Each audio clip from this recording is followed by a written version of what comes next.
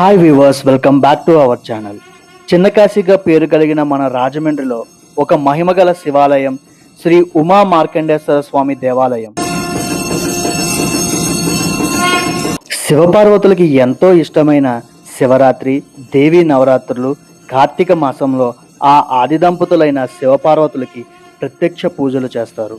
నాకు తెలిసిన చరిత్ర బట్టి మార్కండేయ అనే ముని ఈ శివలింగాన్ని ప్రతిష్ఠించారు. 10వ శతాబ్దం నుంచి తూర్పు చాళుక్యులు, చోళులు, రెడ్డి రాజులు ఈ గుడి అభివృద్ధి చూసేవారు. తర్వాత రాజులు, రాజ్యాలు మారాయి. భూస్థాపితమైన గుడిని తిరిగి 19వ శతాబ్దంలో పునర్నిర్మించారు. నారాయణ అవతారమైన లక్ష్మీ నరసింహస్వామి దేవాలయం, కలియుగ ప్రత్యక్ష దైవం వెంకటేశ్వర స్వామి దేవాలయం ఈ గుడిలో ఉంటాయి. నారాయణకి దండం పెట్టుకుని కొంచెం ముందుకు వస్తే వల్లి దేవసేన సమిత సుబ్రహ్మణ్యేశ్వర స్వామి దేవాలయంతో పాటు హనుమంతుడి గుడి, అలాగే కొంచెం ముందరకు చూస్తే హరిహరసుతుడు, ఆనందచిత్తుడు, అయ్యప్ప దేవాలయం కూడా మనం ఈ దేవాలయంలో చూస్తాం. ఉభయ గోదావరి జిల్లాలో ఇంత చరిత్ర గల దేవాలయం రాజమండ్రి గోదావరి తీరాన చూస్తాం.